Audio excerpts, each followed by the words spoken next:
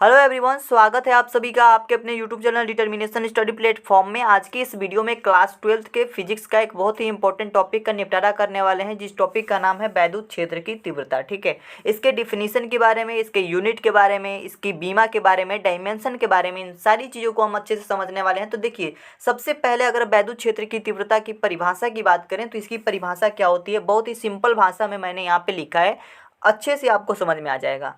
विद्युत क्षेत्र के किसी बिंदु पर स्थित एकांक धनावेश जितने बल का अनुभव करता है उसे उस बिंदु पर वैद्युत क्षेत्र की तीव्रता कहते हैं। इसको अलग से समझाने की ज़रूरत नहीं है, क्योंकि ये बहुत ही सिंपल लैंग्वेज में मैंने इसकी डिफिनीशन लिख रखी है और आसानी से इसको आप तैयार कर सकते हैं। एकांक धनावेश जितने भी बल का अनुभव करता है ना, तो उस बिंदु पर उसकी वैद्युत क्षेत्र की तीव्रता वही होती है। तो आप सभी लोग इसे आसानी से याद कर सकते हैं। अब इसके एक सूत्र की बात कर लेते हैं, जो कि आप सभी के लिए बहुत इंपॉर्टेंट है। ठीक है, तो देखिए, वैद्युत क्षेत्र की तीव्रता को हम वेक्टर ई के द्वारा प्रदर्शित करते हैं, क्योंकि यह एक सदिश राशि होती है। कैसी राशि होती है? सदिश राशि। तो इसको हम वेक्टर ई लगाते हैं और इससे इसे प्रदर्शित करते हैं। तो इसका फॉर्मूला बन जाता है हमारे पास वेक्टर ई बराबर वेक्टर एफ अपन में क्यू नॉट। ठीक है, तो ये बल है हमारे पास और नीचे क्या है? क्यू नॉट एक परीक्षण आवेश है। ठीक है, और यही आवेश जितने बल का अनुभव करता है उसे उस बिंदु पर वैद्युत क्षेत्र की तीव्रता कहते हैं। किसी भी तरीके की यहाँ तक कोई कंफ्यूजन नहीं होनी चाहिए। तो ये हमारे पास एक इम्पोर्टेंट सूत्र निकल के आ जाता है, जिसे हम कह सकते हैं कि यह एक इम्पोर्टेंट फॉर्मूला है। ठीक है, और इसके हम यूनिट की बात करें, अगर इसके मात्रक की बात करें, एक इम्पोर्टेंट बात ये याद रखिएगा कि जो हमारे पास वैद्युत क्षेत्र की तीव्रता होती है, यह क्या होती है? यह एक सदिश राशि होती है। यह एक सदिश राशि होती है। ठीक है,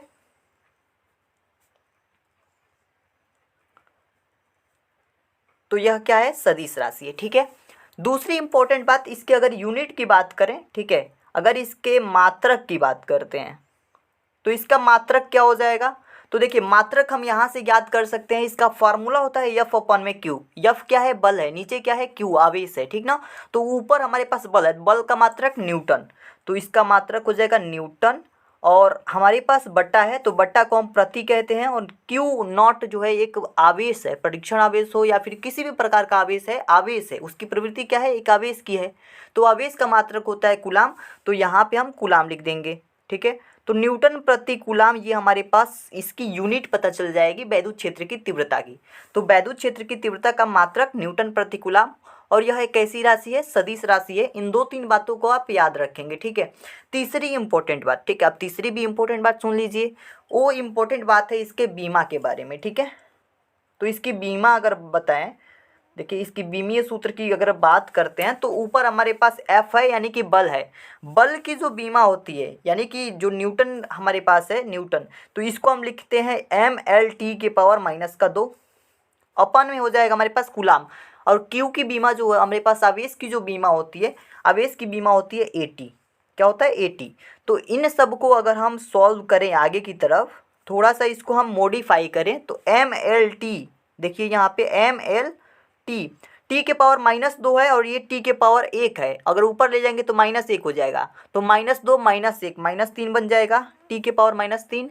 और ए को भी अगर ऊपर ले जाएं तो ए के पावर -1 आ जाएगा। ठीक है, कि अगर पावर में कुछ भी नहीं है फिर भी ए के पावर -1 आ जाएगा ऊपर जाएगा तो mL/t -2 और ए के पावर -1, ये इसकी बीमा हो जाएगी। इसके बीमीय सूत्र की बात करें तो mL/t के पावर -3 और ए के पावर -1 हो जाएगा। आई होप आपको समझ में आ गया होगा। अब इसके अतिरिक्त इस टॉपिक में कुछ भी आपको पढ़ने की ज़रूरत नहीं है। अगर आप इतना चीज़ याद रखते हैं, तैयार रखते हैं, तो आप आसानी से वैद्युत क्षेत्र की तीव्रता की परिभाषा, इसका मात्रक, यह कैसी राशि है और इसकी बीमा और इसका सूत्र के साथ साथ आप इसको तैयार कर लीजिए। बस इससे ज़्यादा आपको तैयार करने की ज़रूरत नहीं है। रह गई बात आपके न्यूमेरिकल क्वेश्चन की, तो उसमें आपके फार्मूले इंपॉर्टेंट होने चाहिए, याद होने चाहिए आपके फार्मूले। ठीक है, अगर इस पे बेस्ड कोई न्यूमेरिकल आता है तो आप आसानी से उसे सॉल्व कर सकते हैं। आई होप आपको किसी भी तरीके की इसको समझने में कोई कन्फ्यूज़न नहीं होगी। अभी के लिए इतना ही दोस्तों, मिलते हैं एक नई वीडियो में। Thank you.